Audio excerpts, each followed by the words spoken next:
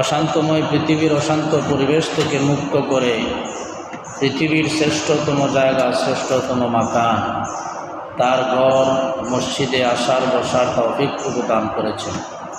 এজন্য নিয়ামতের শুকর আদায়ার্থে ইমানের আওয়াজকে উঁচু করে এক আওয়াজ উচ্চ কণ্ঠে সকলেই কালিমাতু শুকর উচ্চারণ পড়ছি আলহামদুলিল্লাহ। লক্ষ কোটি দুরূদ ও সালাম সাইয়্যিদুল মুরসালিন রাহমাতুল লিল আলামিন খাতামুন নবিয়্যিন সাইয়্যিদুল আম্বিয়া আশরাফুল আম্বিয়া খাতামুল আম্বিয়া হযরত রাসূল করিম সাল্লাল্লাহু আলাইহি ওয়াসাল্লামের উপর। মুহতারাম হাজিরিন, আমরা এমন একটা যুগে এসে পৌঁছেছি যেই যুগে মানুষ একটা হিংস্র জানোয়ারকে বিশ্বাস করবে দূরের কথা, ওই সময় মানুষ তার মা বাবাকেও বিশ্বাস করে না, নিজের আপন ভাই বোনকে বিশ্বাস করে না, নিজের আপনজন স্ত্রী পুত্রকে বিশ্বাস করে না। এমন একটা ফিতনার যুগে এসে আমরা পড়েছি যেই সময় মানুষ যার করে খাইল, যার করে পড়লো, যারটা খাইয়া বড় হইল, তার সাথে কাজ হইল। আপন মানুষ বলতে পৃথিবীর বুকে এখন কেউ নাই, আপন মানুষ আর নাই। বাবা তার ছেলেকে আপন মনে করে না, ছেলে মা বাবাকে ধোঁকা দেয়, মা বাবাকে ধোঁকা দিয়ে মা বাবা কষ্ট করে স্কুলে পাঠায়, কলেজে ইউনিভার্সিটিতে পাঠায়, কিন্তু গোটায় অ্যাক্সিডেন্ট। মা বাবা আদর্শ হাত কইরা লালন পালন করে বড় করছে, কিন্তু ছেলে মেয়ে দেখা যায় ওই মা বাবার চাইতে অন্য কাউকে বিশ্বাস করে বেশি।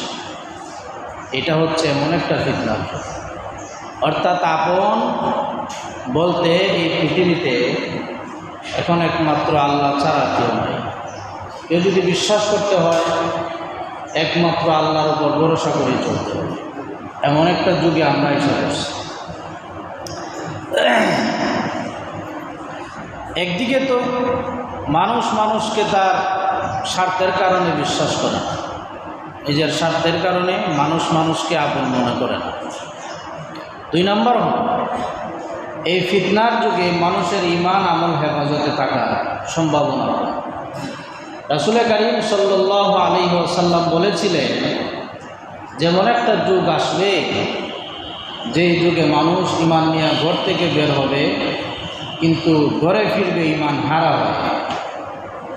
ঈমান নিয়ে ঘর থেকে বের হবে সকালবেলা, কিন্তু সন্ধ্যাবেলা ঘরে ফিরবে ঈমান হারা হয়ে। এমন একটা যুগ আসবে, এই যুগেই আমরা আছি।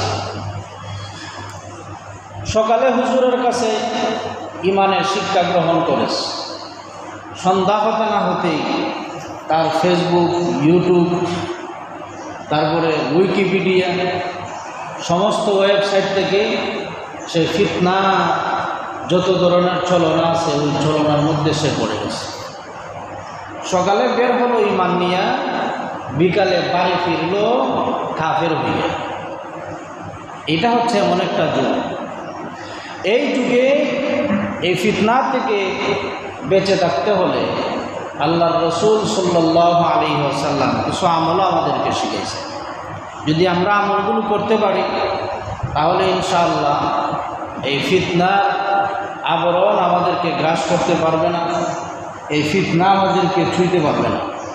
আমাদের দিমাগ, আমাদের মন মগজকে আল্লাহ রাব্বুল আলামিন সেভাবে গড়ে তুলে দিবেন, একটা বুঝ, একটা শক্তি, একটা ফাহাম দান করবেন। এই আমলগুলো যদি আমরা করতে পারি ইনশাআল্লাহ আল্লাহ রাব্বুল আলামিন আমাদেরকে ফিতনা থেকে হেফাজত করবেন। ফিতনাটা কেমন? এক নম্বর ফিতনা যেটা প্রকাশ্যে বোঝা যায় সেটা হলো হুজুরে হুজুরে দ্বন্দ্ব। সাধারণ মানুষ যারা আছে তারা এক কথায় বলে দেয়, আমরা কার কথা মানব, কোন হুজুরের কথা আমরা মানব। সবাই বলে আমার জাতি, সবাই বলে আমি যে আদর্শ নিয়ে আসি সেটাই বাস্তবায়ন করা দরকার, এটাই মহান আদর্শ। এই স্লোগান সকলেই দেয়, কিন্তু আমি আপনি বুঝবো কেমনে কোনটা আসল কোনটা নকল? এই আসল নকল বোঝার জন্য কিছু মাপকাঠি আছে না? না, কথা বলেন না। আসল নকল বোঝার মাপকাঠি আছে। আসল নকল বুঝতে হলে মাপকাঠিতে হাত দিতে হবে। মাপকাঠি ছাড়া আসল নকল বুঝতে পারবে না। দাড়ি তো অনেকেরই আছে, টুপিও আছে, পাগড়িও আছে, লম্বা জুব্বা পায়জামাও আছে, কিন্তু আসলে সে হকপন্থী কিনা, সে আসলে রাসূল সাল্লাল্লাহু আলাইহি ওয়াসাল্লামের ওয়ারিস কিনা, এটা বুঝতে হলে কিছু মাপকাঠিতে আমরা যেতে হবে। এক নম্বর হলো, যেমন যদি দেখা যায় তার মধ্যে রাসূল সাল্লাল্লাহু আলাইহি ওয়াসাল্লামের আদর্শ আছে, নবীজির সুন্নত আছে। নবীজির সুন্নত এটাও মন গড়া সুন্নত, নিজে বানাইলে হবে না। কোরআন হাদিস থেকে নেওয়া, অর্জন করা নবীজির যে সুন্নত আছে, ওই সুন্নত মতো যদি নিজের জীবন পরিচালনা করে, কোরআন এবং হাদিসের আলোকে নিজের জীবন পরিচালনা করে, বুঝতে হবে সে আসলেই একজন নবীর ওয়ারিস এবং সে আসলেই একজন মুত্তাকি পরহেজগার মানুষ। এই সুন্নতের মাপকাঠি যদি কারো অন্তরে, কারো ভেতরে, কারো জীবনে পাওয়া না যায়, তাহলে বুঝতে হবে সে আসলে লেবাসদারি, মূলত তার মাধ্যমে সমাজের মধ্যে ফিতনা ছড়াইতেছে। এই জন্য ফুকাহায়ে কেরাম এই দিকে অনেক কঠোর দৃষ্টি দিচ্ছেন, গভীর দৃষ্টি দিয়া বলেন, কার কাছ থেকে তুমি দিন শিখবে, এই লোকটাকে আগে চিনো, তাকে আগে চেনা দরকার যে আমি কার কাছ থেকে দিন শিখতেছি, কার কাছ থেকে কোরআন শিখতেছি, কার কাছ থেকে হাদিস আমি অর্জন করতেছি, তাকে আগে চেনা দরকার। কারণ মাঝে মাঝে শয়তানও বালা হতা হয় না? শয়তানেও মাঝে মাঝে বালা হতা হয়। শয়তান নেক সুরতে ধোঁকা দেয়, সুরতটা অনেক সুন্দর, কিন্তু ফলাফল হচ্ছে ধোঁকা, ফলাফল হচ্ছে কোরআন সুন্নাত থেকে আস্তে আস্তে বেরিয়ে যাওয়া। এটা হচ্ছে শয়তানের নেক সুরতে তার ধোঁকা। তো এই জন্য ফুকাহায়ে কেরাম বলেন, কে বলে সেটাকে দেখো, কি বলে সেটা দেখো। ভালো কথা অনেক শয়তানেও বলে, অনেক খারাপ মানুষ ভালো কথা বলে, কথাই বলে না যে উদ্দেশ্য কথা সত্য মতলব খারাপ। কি বলে? আরে সন্দেহ বলে না, ঢাকের বচন যে কথা সত্য মতলব, বুঝেন নাই মনে হয়? ঢাকের বচন কি? কথা সত্য মতলব খারাপ। তার মানে কে বলল এটা আগে দেখার দরকার। কিন্তু সমাজে স্লোগান বেরিয়ে গেছে, কে বলল সেটা দেখবা না, কি বলল সেটা দেখবা, ভালো বললেই হইল। অথচ ইসলামের স্লোগান কিন্তু এটা না।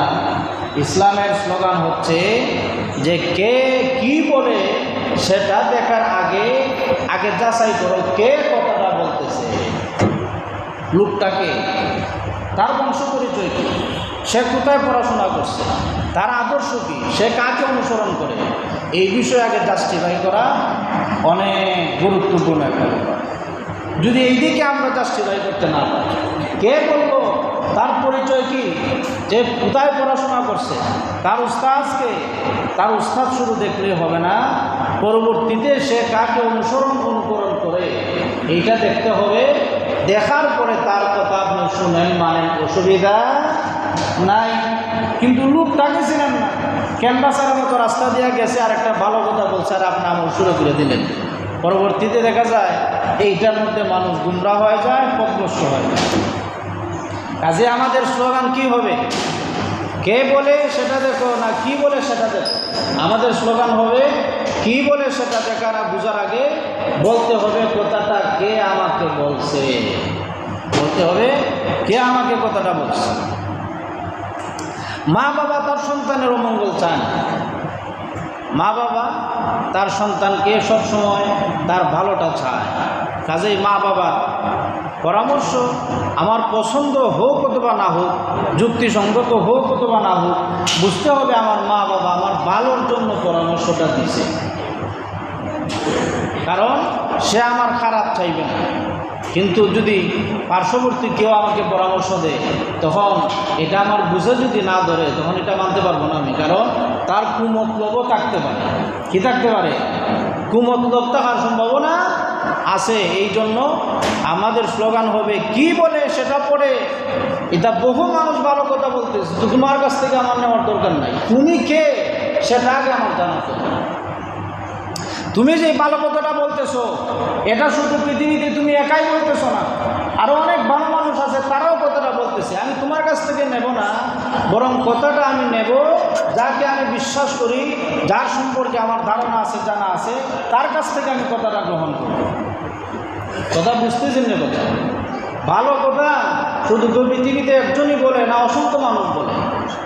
একটি ভালো কথা শুধু একজনে বলে না, আপনি যাচাই বাছাই করলে, ইতিহাস তালাশ করলে আপনি দেখবেন যে এই ভালো কথাটা শুধু আজকে ক্যানভাসারে বলতেছে না, বরং এই ভালো কথাটা আরও বড় বড় মুহাদ্দিস, বড় বড় ফকিহ, বড় বড় ইতিহাসবিদ এই কথাগুলো বলে গেছে। তারা যদি এই কথা বলে, তাহলে আমি তো যাদেরকে আমি বিশ্বাস করি তাদের কাছ থেকে এই কথাটা আমি গ্রহণ করব। তোমার মতো একজন রাস্তার মানুষ, যার আদর্শের ঠিক নাই, যার চরিত্রের ঠিক নাই, যার ভেতরে হিংসায় ভরা, তোমার কাছ থেকে আমার ভালো কথা নেওয়ার দরকার নাই। আরও এই ভালো কথা বলার মতো আরও বহু ভালো মানুষ কইরা রয়েছে রাস্তায়। বহু জায়গায় ভালো মানুষ আছে যারা ভালো কথা বলে, তাহলে তোমার কাছ থেকে আমি কেন গ্রহণ করব? কথা বুঝতেছি না কি? তাহলে কাজে এই ফিতনাটা হচ্ছে যে ফিতনাটা এমন বিভিন্নভাবে মানুষ ফিতনা ছড়াইয়া দেয়। ওই ফিতনা থেকে যদি বাঁচা লাগে, তাহলে আমাদেরকে কি করতে হবে? আমাদেরকে সকাল সন্ধ্যা দোয়া করতে হবে, আল্লাহুম্মা ইন্নী আউযু বিকা মিন ফিতনাতিন নিসা, মিন ফিতনাতিল মাহইয়া ওয়াল মামাত, মিন ফিতনাতিল মাহইয়া ওয়াল মামাত, ওয়া নাউযু বিকা মিন ফিতনাতিল মাসিহিদ দাজ্জাল।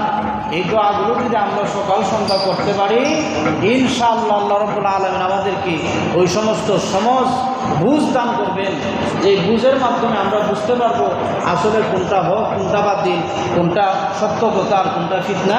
এই বুঝ আমাদেরকে আল্লাহ রাব্বুল আলামিন দান করবেন। 2 নম্বর হলো,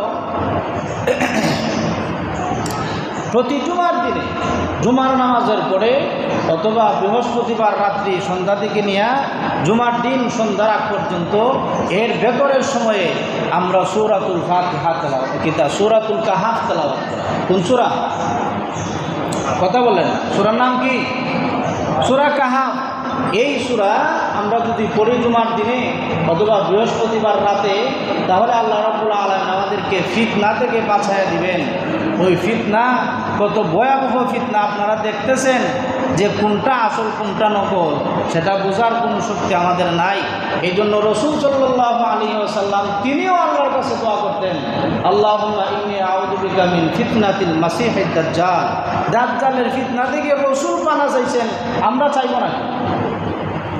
দাজ্জালের ফিতনা থেকে সাহাবায়ে কেরাম পানা চাইছেন, আমরা চাইব না কেন? আমরা কি তাদের চাইতে বেশি সূক্ষ্মদর্শী, পুরোদর্শী এবং বেশি জ্ঞানী হয়ে গেলাম নাকি? আমাদেরকেও আল্লাহ রাব্বুল আলামিনের নিকট শয়তানের ওয়াসওয়াসা আর নেক্সট সুরতে মানুষের দুকার থেকে আল্লাহ রাব্বুল আলামিনের কাছে আমাদেরকে পানাহ চাইতে হবে। এই জন্য এটা পানাটা চাইব কীভাবে? প্রতি জুমার দিনে জুমার নামাজের পরে মাগরিবের আগে সূরাতুল কাহাফ তেলাওয়াত করা, অথবা বৃহস্পতিবার সন্ধ্যা থেকে শুক্রবার জুমার দিন সন্ধ্যা পর্যন্ত সূরায়ে কাহাফ প্রতি জুমার দিন তেলাওয়াত করা। ইনশাআল্লাহ যদি আমরা এই আমল করতে পারি, আল্লাহ রাব্বুল আলামিন আমাদেরকে ফিতনা থেকে বাঁচাইয়া দেবেন। আমিন বলেন। 2 নম্বর হল, সূরা কাহাফ যদি আমরা তেলাওয়াত করি, আজকে জুমার দিনে যদি আমরা সূরা কাহাফ তেলাওয়াত করি, ইনশাআল্লাহ আগামী জুমার আগ পর্যন্ত সমস্ত মুসিবত থেকে আল্লাহ রাব্বুল আলামিন হেফাজত করেন। এখন আমাদের কোন সময় কোন মুসিবত হয়, বিপদ হয়, এটার কোনো গ্যারান্টি নাই, এটার কোনো ঠিক ঠিকানা নাই। কাজেই একটা গ্যারান্টি দেওয়া যায়, যদি এই আমলটা করা যায়, প্রতি জুমার দিনে আমরা সূরাতুল কাহাফ সহিশুদ্ধভাবে তেলাওয়াত করতে পারি, আমল করতে পারি। অথবা আমার তেলাওয়াতটা জানা নাই, আমি পড়তে পারি না, আমার ছেলে করতে পারে, মেয়ে করতে পারে, স্ত্রী কোরআন সহিশুদ্ধভাবে করতে পারে, তাদেরকে আমরা বলবো যে তুমি তেলাওয়াত করো, আমি বৈশা বৈশা শুনি। তুমি তেলাওয়াত করো, আমরা বৈশা বৈশা শুনি। এইভাবে ঐক্যবদ্ধ সুন্দরভাবে ও ঘরের মধ্যে যার তেলাওয়াতটা সহি আছে তাকে সবার সামনে বসাইয়ে যদি বলা হয় যে তুমি সূরা কাহাফ তেলাওয়াত করো, আমরা একসাথে সবাই বসে বসে শুনি, এর উসিলায় আল্লাহ রাব্বুল আলামিন আমাদেরকে আগামী জুমা পর্যন্ত সমস্ত ফিতনা, বালা মুসিবত, অঘটন, অ্যাক্সিডেন্ট থেকে আল্লাহ রাব্বুল আলামিন আমাদেরকে হেফাজত করবেন। এই ধারণা নিয়ে যদি আমরা এই আমলটা চালাইয়া যাই, ইনশাআল্লাহ কোনো ফিতনা আমাদেরকে গ্রাস করতে পারবে না। আমিন বলেন। এই জন্য এই ফিতনার যুগ, এই ফিতনাতে অনেক বড় বড় আমাদের জন্য মুসিবত আছে। এই জন্য আল্লাহ রাব্বুল আলামিনের কাছে সূরাতুল কাহাফের মাধ্যমে আমরা এক সপ্তাহ থেকে, এক জুমা থেকে আরেক জুমা পর্যন্ত আমরা নিরাপত্তার ভিতরে থাকতে পারি। এই যুগের ফিতনা তো অনেক বড় বড় ফিতনা, মানুষের হৃদয়ে টাচ করে, যে ফিতনা মানুষের আবেগে টাচ করে, মানুষের ব্রেইনে কাজ করে না, এমন বড় বড় ফিতনা আছে। যেমন আমার হৃদয়ে কাবার মহব্বত আছে না নাই? আপনাদের হৃদয়ে কাবার মহব্বত আছে কি না? সবাই বলেন, যদি মহব্বত থাকে সবাই মহব্বতে বলেন, আমাদের সকলের হৃদয়ে কাবার মহব্বত আছে না নাই? আমাদের হৃদয়ে নবীজির রওজার মহব্বত আছে না নাই? নবীজির মহব্বত আছে না নাই? আমাদের হৃদয়ে তাদের মহব্বত আছে, ওই মাকান, ওই জায়গার মহব্বত আমাদের হৃদয়ে আছে। তাহলে আমরা এটা টুপির মধ্যে দেই কেন? ছবিটা টুপির মধ্যে মক্কা মদিনার ছবি কেন? এটা যে ফিতনা আপনারা বুঝেন, মক্কা মদিনার ছবি টুপিতে কেন? আবে এইটা আমার মহব্বতে দিচ্ছে। আরে মহব্বতে টুপি মাথায় দেন, মক্কা মদিনার ছবি টুপিতে কেন? এই মহব্বতটা তো আপনার হৃদয়ে থাকার কথা, এটা মাথায় নিছেন। এই মক্কা মদিনার ছবি নিয়ে বাথরুমে যাবেন, এই মক্কা মদিনার ছবি নিয়ে টয়লেটে যাবেন, এর নাম কি মহব্বত? কয়েকদিন আগে দেখলাম একটা মাদ্রাসার ছাত্র হাফিজি মাদ্রাসায় পড়ায়, এই যে বলে না মুহাদ্দিস সাহেব বলতেন, শুধু হাফিজ যারা তারা হইছে খানা, শুধু হাফিজ যারা তারা কিতা, এরা খালি খানার মতন পড়তেই পারে, আর বাকি দুনিয়ার বুঝতে বুঝে না। হাফিজি মাদ্রাসায় পড়ায়, তার বুকের মধ্যে লেখা আল্লাহু, পাঞ্জাবিতে লেখা, তার পাঞ্জাবিতে কি লেখা? আল্লাহু লেখা। আমি জিজ্ঞেস করলাম, সেই পাঞ্জাবিতে আল্লাহু লেখা, এটা নিয়ে কি বাথরুমে যাওয়া লাগে না? খবর করবো, টাউনে থাকলে তো এটা নিয়ে বাথরুমে যাওয়া লাগে। তো তোমার বুকের মধ্যে তুমি পাঞ্জাবিতে আল্লাহ লেখছো, এটা পাঞ্জাবিতে লেখার জায়গা নেই। এই যে ফিতনাগুলো আছে, এই ফিতনাটা বুঝার জন্য, এই ফিতনাটা বুঝতে হলে, ফিতনা থেকে বাঁচতে হলে আমাদেরকে সকাল সন্ধ্যা দোয়া করতে হবে, আল্লাহুম্মা ইন্নী আউযু বিকা মিন ফিতনাতিল মাসিহিদ দাজ্জাল, মিন ফিতনাতিন নিসা, মিন ফিতনাতিল মাহইয়া ওয়াল মামাত। জীবন মরণের ফিতনা থেকে আল্লাহর কাছে হেফাজত চাওয়া, পানা চাওয়া, আর প্রতি জুমার দিনে সূরাতুল কাহাফ তেলাওয়াত করা। আর না হয় বুঝবেন না, এখানে আল্লাহু লেখলে যে এটা গুনাহ হয়, আর না হলে বুঝবেন না এই টুপির মধ্যে মক্কা মদিনার ছবি থাকলে যে গুনাহ হয়। শয়তানে ধোঁকা দেয়, আর এটা তো মহব্বতে আমি লাগাইছি, মক্কা মদিনার মহব্বতে আমি লাগাইছি। তোমার অন্তরে মক্কা মদিনার মহব্বত আছে, আমার অন্তরে নাই, আছে না নাই? তাহলে কি করো, আয়াতুল কুরসি লিখে ফেলাও, এটা তো আরো ভালো কথা। এত মহব্বত থাকলে শুধু আল্লাহ লেখছো কেন? পুরা আয়াতুল কুরসি লিখে ফেলাও বাকি, পুরা আয়াতুল কুরসি, পুরা সূরা ইয়াসিন টুপির মধ্যে বাঁধাই ফেলাও, লিখে এটা লয়ে যাও। সবটা সব জায়গায় ব্যবহার করতে নাই, এটা বুঝতে হবে। তো এই ফিতনা থেকে বাঁচতে হবে। যেমন জায়নামাজে, এই যে জায়নামাজে মক্কা মদিনার ছবি দাও, হ্যাঁ, আর অনেক জায়নামাজে মক্কা মদিনা, কি দরকারটা? জায়নামাজ এটা পায়ের তলে থাকবে, এটা মানুষ উড়াফাড়া করবে। আমার এখানে মহব্বত আর মক্কা মদিনার সৌন্দর্য ফুটায় তোলার যেটা পায়ের তলে থাকে, কি দরকার? এখানে মক্কার ছবি আছে, কাবার ছবি আছে, এটা হেফাজতে আছে, একটা জায়গার মতো, একটা সম্মানী একটা জায়গায় আছে। এদিকে মদিনার ছবি আছে, এখানে কেউ ফাও লাগাইতো না। এখন প্রশ্ন হবে যে এই ধরনের মক্কা মদিনার ছবি এই আঁকা, এই জায়নামাজে নামাজ হবে কিনা? নামাজ হবে, গুনাহ হবে কিনা? যদি তার অপমানজনক চিন্তাভাবনা নিয়ে সে এনকার করার উদ্দেশ্য ছাড়া, সে এটাকে কি করার অপমান করার উদ্দেশ্য ছাড়া সে যদি পুরে পারে, গুনাহ হবে না, গুনাহ তো হবে না। এটা দেওয়ার মানেটা কি আমার প্রশ্ন হচ্ছে না। নামাজ তো হবে, গুনাহও হবে না, এটাই জায়গায় দেওয়ার মানেটা কি? এটা কি আমার দোষে, আমাদের কারো দোষে এটা দেওয়া হয়েছে? না, এটা ওই তাদের প্ল্যান, তাদের এটা প্ল্যান। যে কয়েকদিন আগে দেখলাম যে ফুটবলের মধ্যে লেখা লা ইলাহা ইল্লাল্লাহু মুহাম্মাদুর রাসূলুল্লাহ। যখন যদি মাথায় না ধরে, বুঝে না ধরে, তাহলে তো বুঝবো হারে খেলোয়াড়ের অন্তরে কলিমার কত মহব্বত যে তারা ফুটবলও কলিমালি খেলেছে। এখন ফুটবলও যে কলিমা তৈবা লেখছে লা ইলাহা ইল্লাল্লাহ মুহাম্মাদুর রাসূলুল্লাহ। এখন আপনারা বলেন এই ফুটবলকে আলমারিতে কামাইয়া রাখে না মাথার দেয়? কথা বলেন না।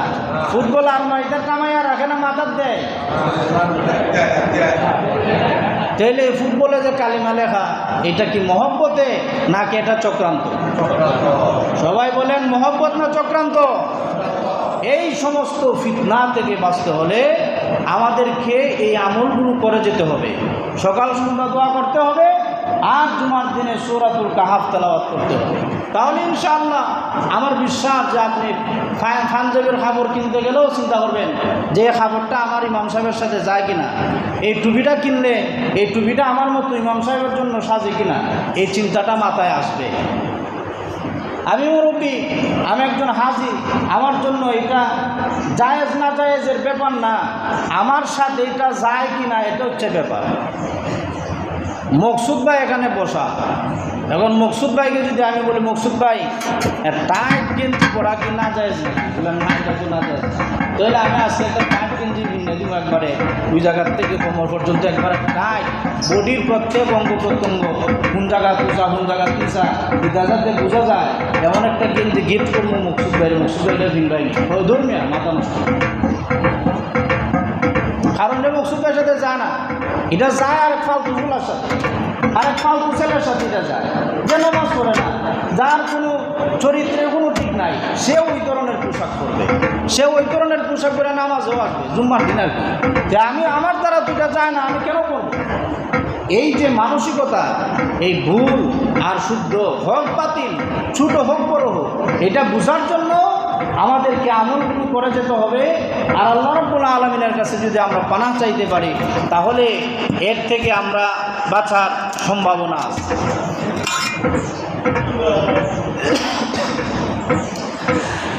আরেকটা ব্যাপার হচ্ছে, আপনারা জানেন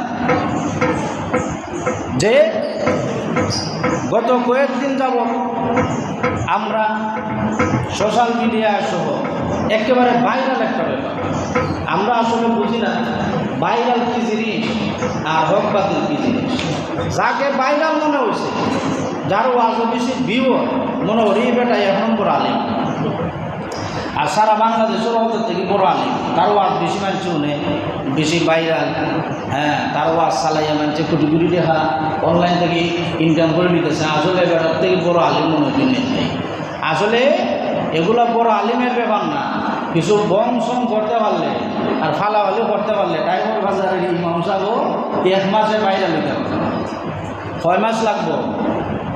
ড্রাইভার বাজার ইমাম সাহেব বাইরে লইতে বেশি সময় লাগবে না, সর্বোচ্চ 1 মাস সময় লাগবে। তা সব বংশমিতা আমার চিনা আছে, জানা আছে, আমার অনেকে পরামর্শ দেয় ভাইরাল না হইলে ওয়াজের মানুষ হইতো না। আমি কই ভাইরাল কেমনে হন? কয় ও মুখে একটু সাইজ করে নাও, বুঝলি? আর এক বক্তারে কি দেওয়া লাগবো, সাইজ করা লাগবো। তো ওই বক্তায় আমার নাম যখন বুঝবো তখন আমি একটা লিখে দিয়ে যাবি। এই হচ্ছে ভাইরাল। যে আমাদের এই যে ফিতনাটা আছে, এই ভাইরাল এটা আরেক ফিতনা, এই ভাইরাল এটা আরেক ফিতনা। এর থেকে আমাদেরকে বাঁচতে হবে। বাঁচতে হলে আমাদেরকে ওই আমলগুলো করতে হবে। আমরা জানি কয়েকদিন যাব সোশ্যাল মিডিয়ায় ভাইরাল হয়েছে রাসেল বাইপার। কি নাম? রাসেল। কি এটা সাপের নাম না মানুষের নাম? রাসেল হচ্ছে এটা মানুষের নাম। মানুষের নাম হওয়ার পরেও এর নাম রাসেল বাইপার কীভাবে? সিলেটি ভাষা এটাকে একসময় বলতো উলুফুরা। কি নাম বলতো? এটাকে নাম বলতো উলুফুরা। শুদ্ধ বাংলায় বলতো কুলুবুড়া, আর ওরফে চন্দ্রপুরা। দেখেন এক সাপের নাম কতভাবে চেঞ্জ হয়ে যায়। এটা 1796 সালের পরে সাপটির নাম দাঁড়ায় রাসেল ভাইপার। কত বছর আগে? 1796 সালের পরে এই সাপের নাম দাঁড়ায় রাসেল ভাইপার। বৈজ্ঞানিক নাম হচ্ছে ডাবুইয়া রাসেলি। এটা বাংলাদেশে এক সময় বিলুপ্ত হয়ে গেছিল। তারপর আবার আপনার ভারতের সৌজন্যে বিভিন্ন নদী দিয়া, পদ্মা, মেঘনা, তিস্তা, এগুলো অনেক নদী দিয়া এগুলা বিভিন্নভাবে কোনো কিছুর উপর ভোর করে আবার দেশের মধ্যে আসছে। এখন এটা ফিতনা কীভাবে? এটা ফিতনাটা আমরা ধরবো কীভাবে? এটা মানুষ তো ধ্বংস করে ফেলে, মেরে ফেলে, এইটা ফিতনা কীভাবে? আপনারা কি জানেন এই রাসেল ভাইপারকে মাথায় তুলে পায়ের তলায় দেওয়া কী ঘটে যাচ্ছে? এগুলো তো আমরা খবর রাখি না। 7ম শ্রেণীর বইয়ে আবার অন্তর্বাসের কিছু ওয়েবসাইটের যে QR কোড আছে এগুলো দেওয়া দিচ্ছে। দেওয়ার মাধ্যমে কী হয়, মাত্র 7-এ পড়ে 6-এ পড়ে একটা মেয়ে, তার হাতে মা বাবা টাচ মোবাইল দিতে বাধ্য। কেন? স্কুলের টিচার বলে এই সমাধানটা, এই অঙ্কটা, এইটা সেটা তুমি অনলাইনে পাইবা, ওই জায়গার থেকে নিয়ে আনি। এখন মা বাবা ব্যর্থ হয়ে যায় তাদের স্কুলের কিছু নিয়ম কানুনে, বাধ্য হয় তাদেরকে টাচ মোবাইল দিতে। তার অ্যাসাইনমেন্ট আছে, এই আছে, সেই আছে, এগুলো ফিল আপ করতে গেলে এখন নাকি টাচ মোবাইল দরকার। কারণ টাচ মোবাইল যখন দিল, ক্লাস 7-এর অন্তর্বাসের ছবির যে QR কোড এখানে দেওয়া আছে, ওয়েবসাইট দেওয়া আছে, এখানে যখন তার এই মোবাইলের স্ক্রিন কি করবে, সে এটাকে আপডেট করতে যাবে, তখন দেখা যাবে মোবাইলের ভেতরে সব অশ্লীল ফটোগুলো আসতেছে। আরে রাসেল ভাইপারে তো আমার জীবন নিবে, আর এই সমস্ত ফিতনা তো আমার ছেলে মেয়ের ইমান নষ্ট করবে, চরিত্র নষ্ট করবে। আমরা আছি কোথায়? আমরা তো আছি রাসেল ভাইপার নিয়ে। অথচ রাসূল কারীম সাল্লাল্লাহু আলাইহি ওয়াসাল্লাম সাপের ব্যাপারে কিছু হাদিস আছে। আবু দাউদ শরীফের 5248 নং হাদিসে রাসূল কারীম সাল্লাল্লাহু আলাইহি ওয়াসাল্লাম বলেন, মান সালামনাহুন্না মুনযু হারাবনাহুন্না, যেদিন থেকে সাপের সাথে আমাদের যুদ্ধ ঘোষণা করা হয়েছে সেদিন থেকে আমরা সাপ থেকে নিরাপদ না। সেদিন থেকে আমরা সাপ থেকে, আবু দাউদ শরীফের হাদিস। তারপর নবীজি বলেন, ওয়ামান তারাকা শাইআন মিনহুন্না খিফাতান, কেউ যদি সাপকে ভয়ে ছাইড়া দেয়, যেটা মারতে গেলে আমি মারা যাই, সাপকে যদি ছেড়ে দেয়, হত্যা না করে ছেড়ে দেয়, নবীজি বলেন ফালাইসা মিন্না, সে আমাদের দলভুক্ত নয়। তাহলে সাপ পাইলে করে এটারে আদর করে ছাইড়া দেয়, অন্য মাইরা দাও, এই জায়গাত মহব্বত দেখাইল। তো আবু দাউদ শরীফের 5249 নং আয়াতে আল হাদিস শরীফে রাসূল কারীম সাল্লাল্লাহু আলাইহি ওয়াসাল্লাম বলেন, উকতুলু আল হাইয়াত কুল্লাহুন্না, তোমরা সমস্ত সাপকে মেরে ফেলো, সাপ পাইবা মেরে ফেলো। ফামান খাফা সাআরাহুন্না, যদি এমন হয় কেউ সাপ মারতে গিয়ে চিন্তা করে যে সাপ মারতে গেলে যদি মাইরা ফেলাই, আর সাপ প্রতিশোধ গ্রহণ করার জন্য তারা আলাউলাদ আছে, ইতাই রাত্রেই আমারে সুবল দিব। আমরা এক সময় হই না, আমি ছোটোবেলা এটা আমার ধারণা ছিল যে কি, যে খবরদার বন জঙ্গলিতে যাও, খালের পাড় দিয়ে যাও, আর রাত্রিতে যাও, যদি কোনো জায়গায় যাও আর সাপের সেম অনেককে জায়গা, তাহলে তোমার বাড়ি গিয়ে হইলে ওইটা কীটা করবো, খামরাই। এরকম একটা জাহিলি যুগে একটা কুপ্রথা ছিল, ধারণা ছিল। এই জন্য নবীজি বলেন, ফামান খাফা সাআরাহুন্না, কেউ যদি ওই প্রতিশোধ গ্রহণের ভয়ে সাপটাকে ছেড়ে দেয়, মারে না, নবীজি বলেন ফালাইসা মিন্নি, সে আমাদের দলভুক্ত নয়। মানে সাপ পাইলে মেরে হবে।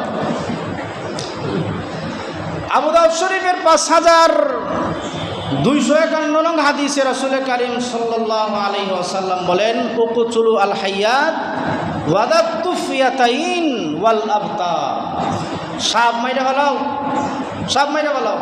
ওয়াদাতুফিয়াতাইন, বিশেষ কইরা ঘোড়া কাটা সাপ, মাঝে মাঝে সাদা সাদা রেখা আছে যেগুলো ওই সাপটা মেরে ভালো। ওয়াল আবতার, আর লেজ কাটা সাপ আছে ওই সাপটাকে তোমরা হত্যা করো। কেন হত্যা করবা? নবীজি বলেন ফাইন্নাহুমা ইয়ালতামিসানিল বাসরা ওয়ায়ুসতিতানিল হাবাল। এর কারণ হলো ডোরা কাটা সাপ এটা মানুষকে কি করে? তার চোখের দৃষ্টিশক্তিকে নষ্ট করে দেয়। লেজ কাটা সাপ আর ডোরা কাটা সাপ, এই সাপগুলো মানুষের দৃষ্টিশক্তিকে নষ্ট করে দেয়। ওয়াল হাবাল, আর কি করে? মেয়ে লোকের যে গর্ভধারণ হয় ওই গর্ভকে নষ্ট করে দেয়। এটা আমি বানায় বলতেছি না, রাসূলুল্লাহর কথা।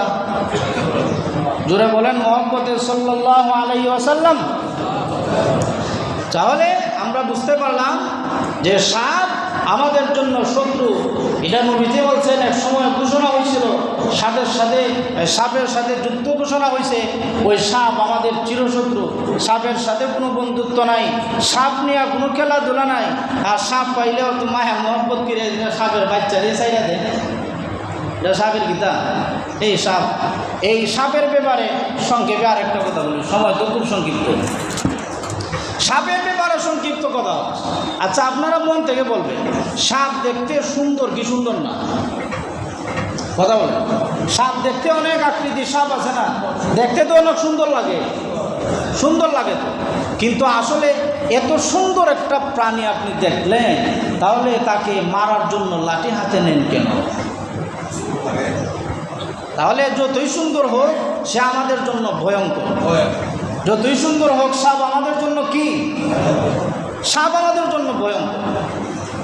তাহলে তো ভয়ঙ্কর প্রাণী আল্লাহ রাব্বুল আলামিন এটা বাঘের মতো বনে জঙ্গলে রাখবেন, এটা আমাদের আঙ্গিনায় চলে আসে, দরজার ফাঁক দিয়া ঘরে এসে বসে থাকে।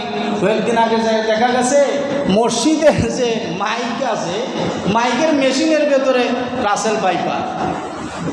রাসেল পাইপার এত জায়গা চিনে কেন? আর জায়গা পাইছে না নি?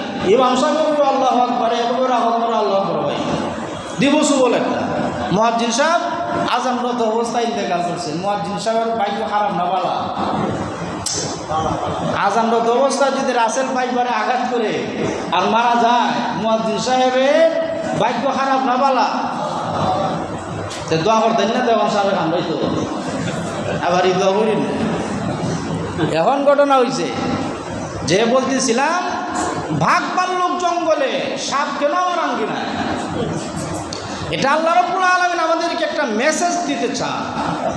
আমাদের মৃত্যুর পরে আমরা যদি নেক আমল করি, আমাদের কবরটা হয়ে যাবে জান্নাতের বাগান।